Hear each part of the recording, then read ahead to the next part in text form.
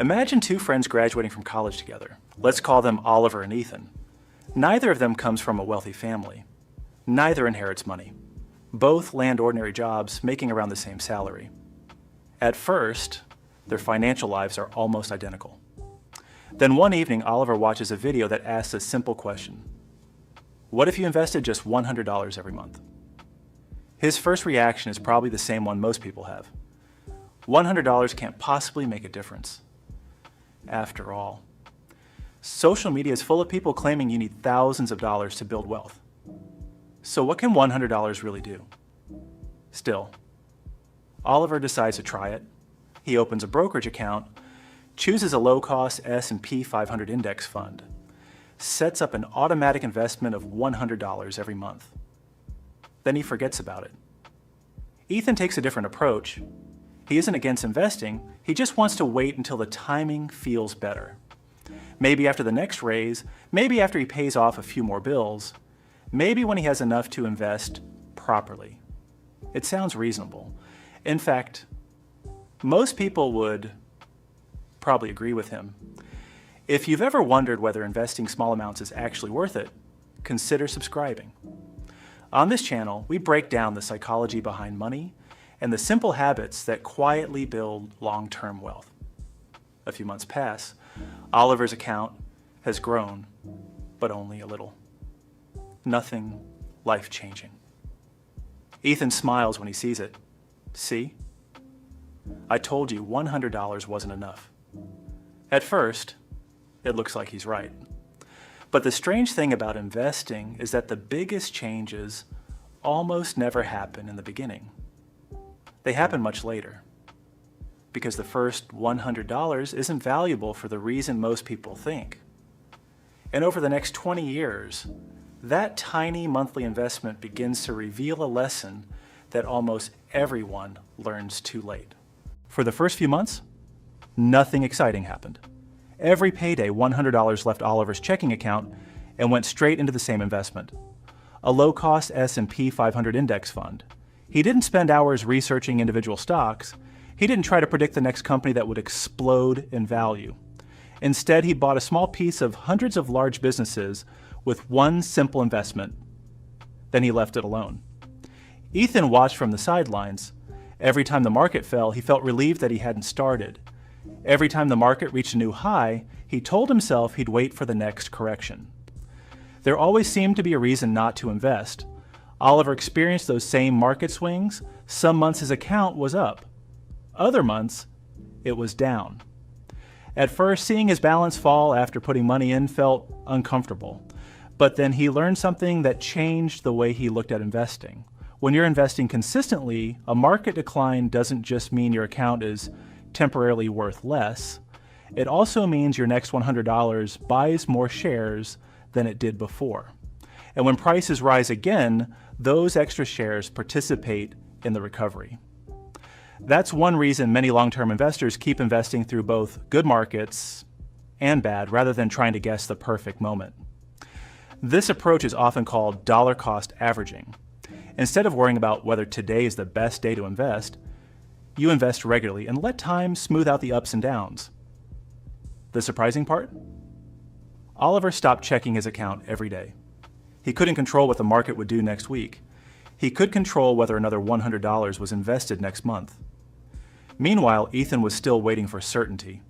But markets rarely feel certain.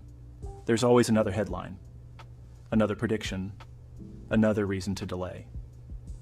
Without realizing it, Oliver wasn't building wealth because he knew something Ethan didn't. He was building wealth because he had started before he felt ready. And that small decision would eventually create a gap neither of them could have imagined. 10 years passed. Oliver wasn't checking his investment account every day anymore. In fact, there were months when he barely looked at it. The automatic investment kept running, another $100 every month. Sometimes a little more after a raise. Ethan still planned to invest. He genuinely did. But every year there seemed to be a better time to start. The market looked too expensive. The economy felt uncertain. There was always another prediction that a crash was just around the corner. Then something unexpected happened. The market finally did fall. Headlines were everywhere. People were panicking. Some investors sold everything. Ethan thought, this is exactly what I was waiting for. But instead of investing, he hesitated. What if it falls even more? So he waited. Meanwhile, Oliver's automatic investment didn't stop. Every month, another $100 went into the same S&P 500 index fund. When prices were lower, his money simply bought more shares. He didn't know where the bottom would be. He didn't need to. Months later, the market began recovering. Oliver now owned more shares because he had continued investing throughout the downturn. Ethan was still waiting for the perfect moment. That's when Oliver realized something important. The biggest advantage wasn't picking the best investment. It was removing emotions from the process. His system kept investing whether the headlines were optimistic or terrifying. Ethan's decisions changed with every headline. Oliver's didn't. Looking back, the real difference between them wasn't intelligence, it wasn't income. It wasn't even investment knowledge, it was consistency. One trusted a system, the other trusted his emotions. And over enough years, those two approaches produced completely different results. That's when Oliver understood why so many successful investors say, the hardest part isn't choosing where to invest. It's continuing to invest when everyone else feels like stopping. And that final lesson would change the way he thought about money forever. 20 years after making that first investment, Oliver and Ethan met again. Both had worked hard. Both had received promotions. Both had earned far more than they did in their 20s. The difference wasn't their careers. It was what happened on payday. Oliver had never stopped investing. His automatic contribution wasn't $100 anymore. Every time he got a raise, he increased it a little. Eventually, it became $150, then $250. Later, even more. He never tried to find the next hot stock. He stayed invested in the same low-cost S&P 500 index fund and let time do what it does best. Ethan had a different story. He always intended to start, but life kept getting in the way.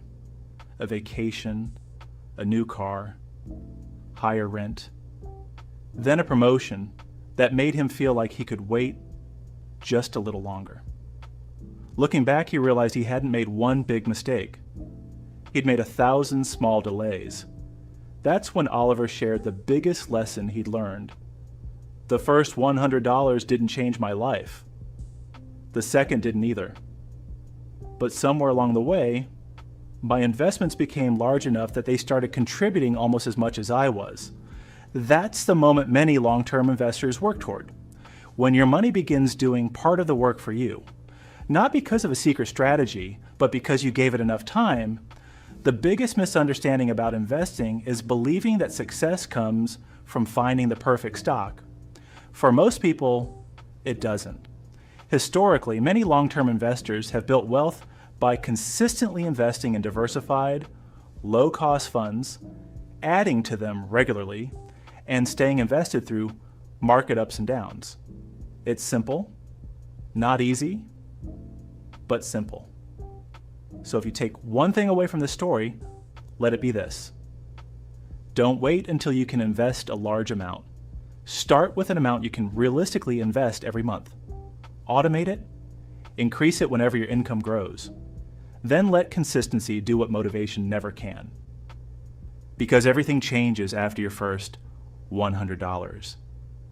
Not because $100 makes you wealthy, but because it starts a habit that can quietly shape the rest of your financial life. And years from now, you probably won't remember the day you invested your first $100, but you may be incredibly grateful that you did.